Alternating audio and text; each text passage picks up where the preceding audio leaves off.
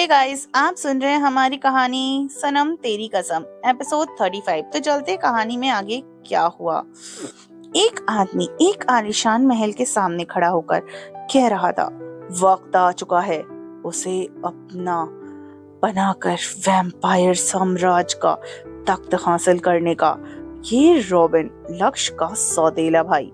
तभी दूसरा कहता है, हाँ मुझे भी उससे अपना बदला लेना है और ये तभी होगा जब उसकी उस खास चीज पर वार किया जाएगा जो उसे सबसे प्रिय है। अगर वो हमारे साथ आ गई तो उसे हराना ज्यादा मुश्किल नहीं होगा।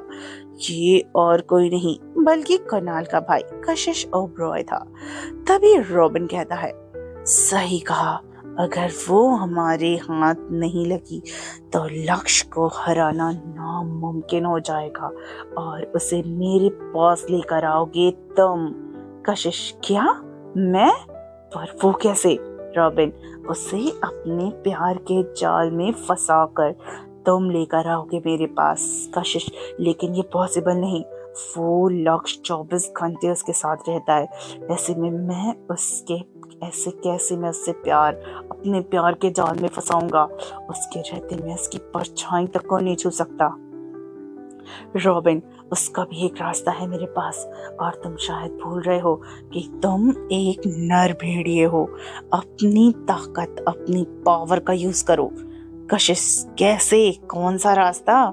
सुन, आज राजेश्वरी ने उस लक्ष्य की कामयाबी का जश्न मनाने के लिए होटल ताज में पार्टी रखी है जिसमें तुम भी इनवाइटेड हो।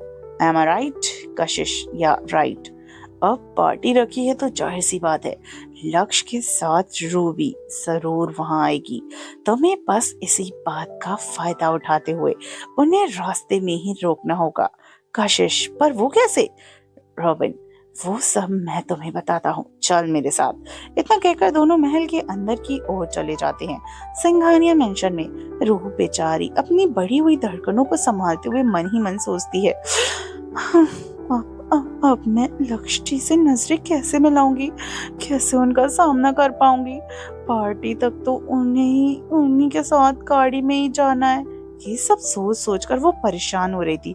तभी वहां एक मेड आती है जो बाहर से आवाज देते हुए कहती है, रू मैम, आपको लक्ष्य नीचे बुला रहे हैं, देर हो रही है, प्लीज जल्दी आइए। रू, हाँ जी, अभी अभी आई मैं, बिल्कुल। फिर रू थोड़ी हिम्मत करके अपने रूम से बाहर निकली। वो डर डर कर इधर उधर देख रही थी कि कहीं लक्ष्य आसपास तो नहीं। वो सीढ़ियों के पास से झांक कर देखती, वहां लक्ष्य नीचे हॉल में उसका इंतजार कर रहा था और बार बार सीढ़ियों की तरफ देख रहा था। लक्ष्य जैसे ही सीढ़ियों की तरफ देखता, रू छत से पिलर के पीछे छिप जाती और मन में बड़बड़ाते हुए कहती, ओफ ओफ रू, तू इन्हें देखकर छिप रही है, जबकि सच तो यही है कि जाना तो इन्हीं के साथ है और अगर नीचे नहीं गई तो इन्हें पार्टी में जाने में और देर हो जाएगी। मैं नहीं चाहती आज इनके इतने खास दिन पर ये लेट हो जाए। वो अपने आप को समझाते हुए सीढ़ियों से नीचे आती। उसके हील्स की टक टक आवाज जब लक्ष्य के कानों में पड़ती तो उसकी नजरें उस दिशा में मुड़ जाती हैं जहां रू एक हॉट रेड कलर की साड़ी में बिल्कुल कोई प्रिंसेस की तरह ही लग रही होती है, जिसे देखकर लक्ष्य की नजरें रू पर ही कर जाती हैं और वो अपने मन में कहता है, तुम तो लगता है आज मेरी जान लेकर ही मानोगी जान। हालांकि लक्ष्य ने उसे पहले भी देखा हुआ था, पर फिर भी वो उसे ऐसे देख रहा था मानो पहली बार देख रहा हो। रूह धीरे धीरे नीचे आती है और बिना लक्ष्य की तरफ देखे कहती है अपनी हकलाती हुई आवाज में, चलिए चलिए लक्ष्य जी, वरना और देर हो जाएगी। यार, लेट्स गो। अपने हाथ में इशारा कर कर रू को चलने के लिए कहता है और बाहर जाकर अपनी गाड़ी स्टार्ट करता है। रू भी जाकर गाड़ी में बैठ जाती है और वो दोनों सिंघानिया मेंशन से होटल ताज के लिए निकल जाते हैं। तो हे गाइस, आई होप आपको ये स्टोरी पसंद आई हो। क्या लगता है रॉबिन और कशिश क्या करने वाले हैं? रू और लक्ष्य पार्टी तक पहुंच पाएंगे या रॉबिन और कशिश की चाल कामयाब हो जाएगी? जानने के लिए सुनते रहिए हमारी स्टोरी का अगला पार्ट जो जस्ट इसके बाद ही आएगा। स्टोरी पसंद आती है तो लाइक, सब्सक्राइब, शेयर कीजिए और कमेंट करके बताना